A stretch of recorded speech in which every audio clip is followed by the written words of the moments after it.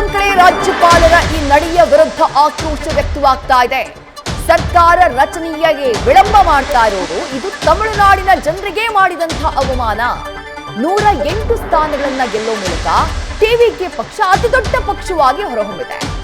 ಅತಿ ಹೆಚ್ಚಿನ ಸಂಖ್ಯೆಗಳನ್ನ ಪಡೆದಿದ್ರೂ ಕೂಡ ಟಿವಿಕೆಗೆ ಸರ್ಕಾರ ರಚನೆಗೆ ರಾಜ್ಯಪಾಲರು ಆಹ್ವಾನವನ್ನ ನೀಡದೇ ಇರೋದು, ಈ ರೀತಿ ತಡೆಯನ್ನ ಒಡ್ತಾ ಇರೋದು ತಮಿಳುನಾಡು ರಾಜ್ಯಕ್ಕೆ ಮಾಡ್ತಾ ಇರುವಂತಹ ಅವಮಾನ. ಇದು ಸಂವಿಧಾನ ಬಾಹಿರ ಅಂತ ಹೇಳಿ ನಟ ಕಮಲ್ ಹಾಸನ್ ಟ್ವೀಟ್ ಮಾಡಿ ಆಕ್ರೋಶವನ್ನ ವ್ಯಕ್ತಪಡಿಸಿದ್ದಾರೆ.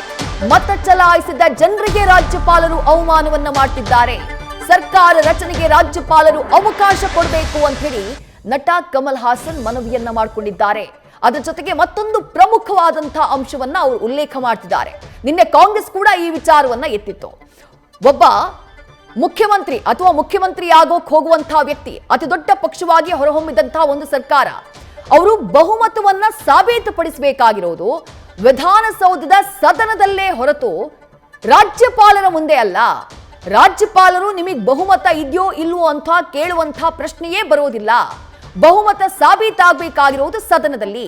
ಅದನ್ನ ಬಿಟ್ಟು ರಾಜ್ಯಪಾಲರು ಈ ರೀತಿ ತಡೆಯನ್ನ ಒಡ್ತಾ ಇರೋದು ತಮಿಳುನಾಡಿನ ಜನರಿಗೆ ಮಾಡ್ತಾ ಇರುವಂತಹ ಅವಮಾನ, ತಮಿಳುನಾಡಿನ ಮತದಾರರಿಗೆ ಮಾಡ್ತಾ ಇರುವಂತಹ ಅವಮಾನ ಅಂತ ಹೇಳಿ ನಟ ಕಮಲ್ ಹಾಸನ್ ಆಕ್ರೋಶವನ್ನ ವ್ಯಕ್ತಪಡಿಸಿದ್ದಾರೆ. ಮತ್ತೊಂದು ಕಡೆ ನಟ ವಿಜಯ್ ಅವರಿಗೆ ಬೆಂಬಲವನ್ನ ಘೋಷಿಸಿರುವಂತಹ ಕಾಂಗ್ರೆಸ್ ಕೂಡ ಇದೇ ರೀತಿಯಾಗಿ ಆಕ್ರೋಶವನ್ನ ವ್ಯಕ್ತಪಡಿಸಿದೆ. ಕೇಂದ್ರ ಸರ್ಕಾರದ ಕೈಗೊಂಬೆಯಾಗಿ ರಾಜ್ಯಪಾಲರು ಈ ರೀತಿ ವರ್ತನೆಯನ್ನ ತೋರಿಸುತ್ತಿದ್ದಾರೆ. ಬಿಜೆಪಿ ತಮಿಳುನಾಡಿನಲ್ಲಿ ಹೆಚ್ಚಿನ ಸೀಟನ್ನ ತಾನು ಗೆಲ್ಲೋಕಾಗ್ಲಿಲ್ಲ ಅನ್ನುವಂತಹ ಕಾರಣಕ್ಕಾಗಿ ರಾಜ್ಯಪಾಲರ ಕಚೇರಿಯನ್ನ ದುರ್ಬಳಕೆ ಮಾಡ್ಕೊಳ್ತಾ ಇದೆ ಅಂತ ಹೇಳಿ ಕಾಂಗ್ರೆಸ್ ನಿನ್ನೆ ಆರೋಪವನ್ನ ಮಾಡಿತ್ತು. ಈಗ ಕಮಲ್ ಹಾಸನ್ ಕೂಡ ರಾಜ್ಯಪಾಲರ ನಡೆಯ ವಿರುದ್ಧ ಆಕ್ರೋಶವನ್ನ ವ್ಯಕ್ತಪಡಿಸಿದ್ದು, ಬಹುಮತ ಸಾಬೀತಾಗಬೇಕಾಗಿರುವುದು ಸದನದಲ್ಲಿ, ರಾಜ್ಯಪಾಲರ ಮುಂದೆ ಅಲ್ಲ ಅಂತ ಹೇಳಿ ಕಿಡಿಕಾರಿದ್ದಾರೆ.